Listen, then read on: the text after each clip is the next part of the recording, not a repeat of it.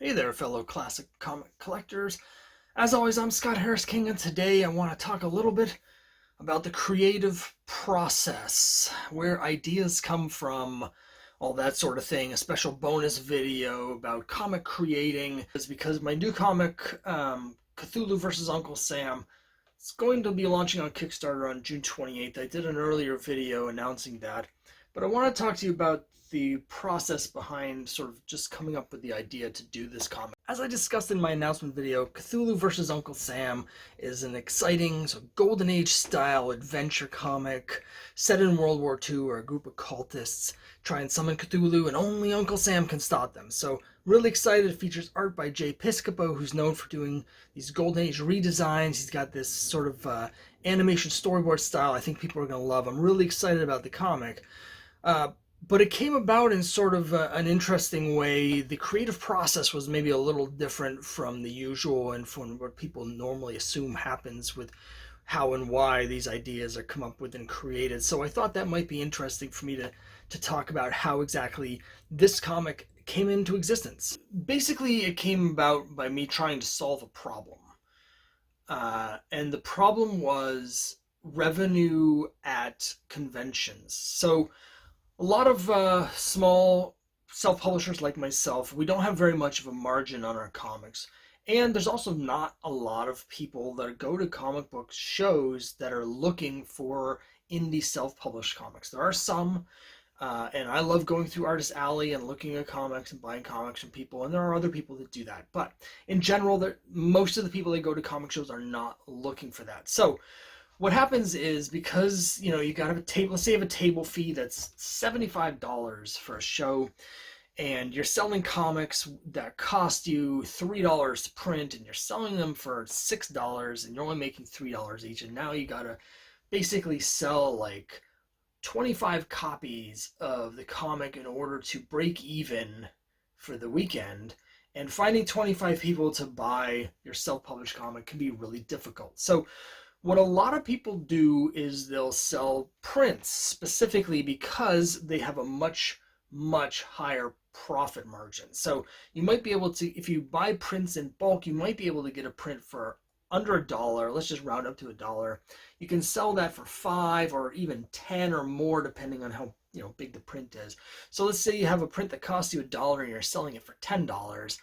All of a sudden, selling one print, you get as much profit as selling 3 of your comics, and it didn't take you nearly as much effort either. You can print, it's one image. You might be able to do that in the amount of time it'll take you to do less than one page of a finished comic book, and you have a comic book that's 30 pages plus covers.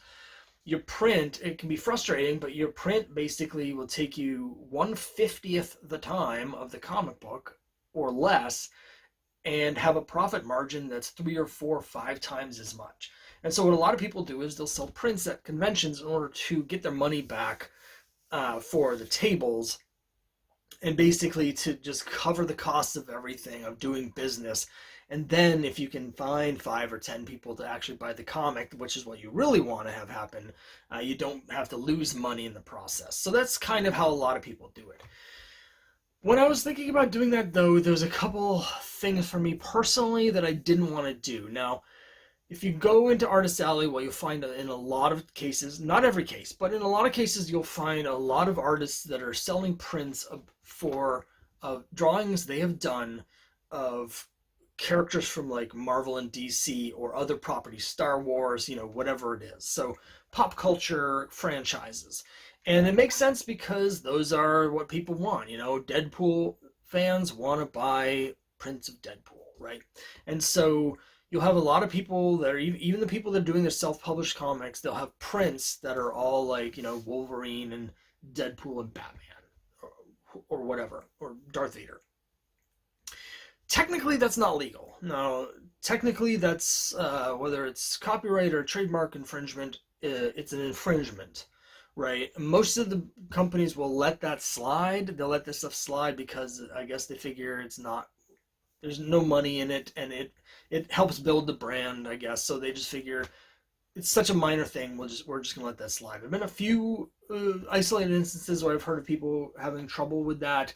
I guess Star Wars people can be a little bit persnickety about it, but technically it's a trademark infringement. Now, if you're selling your original art, that's different. But if I do like on a sketch cover, I draw you a picture of Wolverine, that's different because it's a one of a kind piece. But if I print uh, and sell copies of my prints, so if I've got a thing where there's 100 copies of it, then that's different from selling original art because now I'm selling a product, right? So it's dicey legally, but also for me, when I have people come to my table at a convention, I want to be building my brand. I don't want to be building Marvel's brand or DC brands. And so I decided for me, I was not going to sell prints for anything other than my own characters or public domain characters. And that limited things. But it was important to me to be building my own brand, to also not be doing copyright or trademark infringement. And I wanted to have a unique presence at the show. I didn't want to be the 25th person in a row that's selling a Deadpool print. I wanted to be the only person you could go to get Crime Busters prints because Crime Busters is my series and nobody else is doing it, right?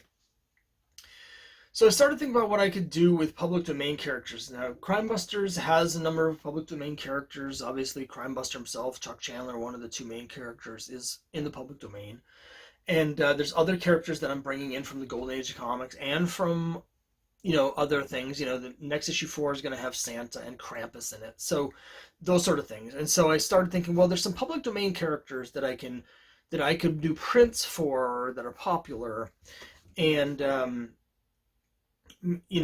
maybe tie that in somehow with the Crime Busters. And so that's where I started thinking, what public domain characters can I do prints for that I can sell at conventions? And, Cthulhu was one of the biggest, brands out there for a public domain character. There's lots and lots of people that love to buy everything with Cthulhu. So I started thinking about that. And I also started thinking about characters that are going to be appearing in Crime Busters. And one of those is Uncle Sam. Now, Uncle Sam has not appeared in Crime Busters yet, but I have a lot of issues of Crime Busters planned out, and I know that Uncle Sam is going to be appearing in issue 6 of Crime Busters.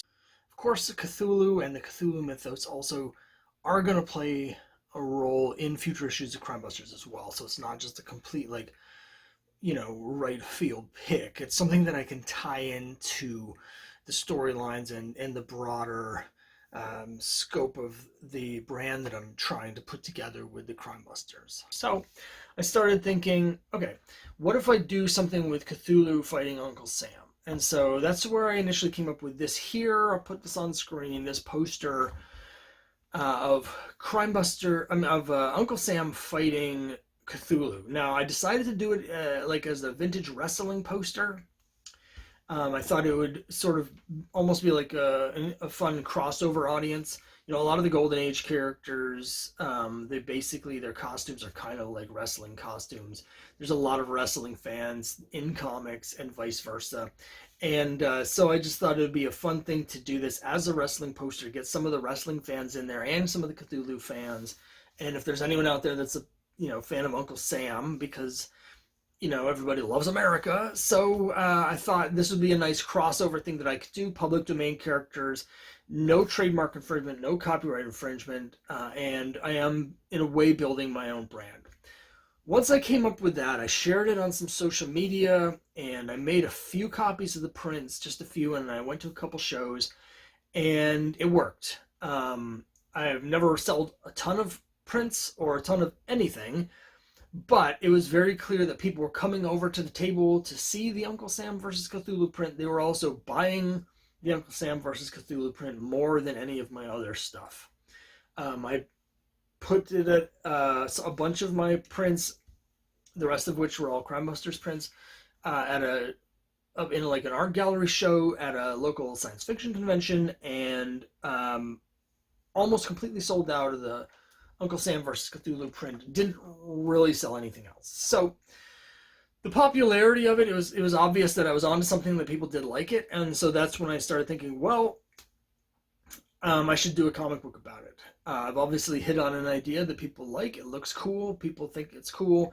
So the next step is to do it as a comic book. And that's where I started actually deciding to do it as a comic and figuring out what the story was going to be. And I wanted to make sure that it's part of the Crime Busters universe so that the fan base, the small fan base that I do have for Crime Busters, which is only, maybe 100 people at most, um, would want to buy this, and vice versa. My hope is that when people read Uncle Sam and Fighting Cthulhu, the Cthulhu versus Uncle Sam one shot is coming out in June. Hopefully, those people will be intrigued to pick up Crime Busters, because I'm going to have Granny Gumshoe, who is in Crime Busters #3. One of the other supporting characters from Crime Busters is in this. So it takes place in the same universe. I'm going to have ads for the Crime Busters in the back. So I'm hoping that this will be a good way to bring in a whole new audience to the Crime Busters universe. Now, you don't have to have read Crime Busters at all, because this is a standalone story. It takes place in the same universe, but it's a prequel. There's no direct continuity ties. You don't need to know anything about that. But there's a couple fun sort of Easter egg sort of things. If you have read Crime Busters, you'll get a little bit of fun out of that. And I'm hoping, for some cross-pollination. So it was a very sort of pragmatic series of decisions. I was trying to solve certain problems with my business model and my convention experience specifically, and that led me to do a comic that I'm really excited for and I'm really proud of, and I think everyone's really going to enjoy. And I just wanted to walk people through that process, because there's sort of this idea, I think, that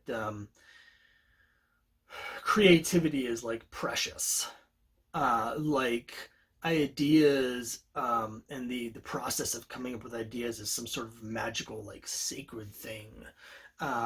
And it can be, you can have a bolt of the blue inspiration come down from on high, but a lot of times that's just not how it works. And the other thing is, and I'm certainly far from the first person to point this out, but there's an idea I think some people have that limitations are bad, right?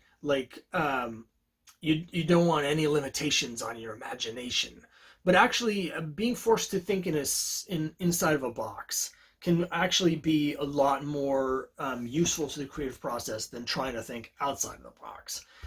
Because if you have limitations and you're like, I need to come up with something that fits these specific parameters, it gives you a framework to begin thinking about things. So for me, that framework has to be characters that I've either created myself, which of course there's no market for it yet because I haven't created that market, or public domain characters that nobody else has any kind of legal hold on, so I can do whatever I want. And starting from those, it basically gave me a set of parameters that allowed me to sort of come up with this idea that's turned into this story that I really love.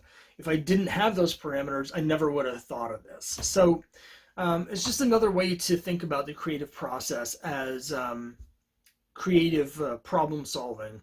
Maybe set yourself a question to answer, and you might come up with different ideas that you wouldn't have thought of if you weren't directing your mind in that way. And if you're a creator who is like me, self-publishing, you have certain concerns or needs in your, on the business end or whatever, think about what you can create that may address some of those concerns, because it may lead you down some great creative paths. So yeah, that's it. Hopefully this has been helpful for someone. Again, I just wanted to sort of go through this very pragmatic creative process that for me has come up with something really cool. Again, there's sort of this idea that if you worry about pragmatic issues like marketing and stuff like that you're selling out, and it's cynical, and it's not like a true creative process. But that doesn't have to be true. That doesn't have to be true. You can come up with great ideas because you need to come up with great ideas. And if the sky is the limit and there's no guidelines, then it can be overwhelming to just even know where to start. So this is a way to come up with a great starting point for your creative ideas. So hopefully this helps someone. Thanks very much, and we'll get back to our regular programming soon, but I do have some more creative process videos that I'll be bringing to you around the creation of Cthulhu versus Uncle Sam. I think next time I'll probably be talking about the process of actually making the book, because we did something that most people don't do anymore, which is we work Marvel style. So I want to talk about how that collaboration actually worked. But until then, thanks very much, and I'll see you next time.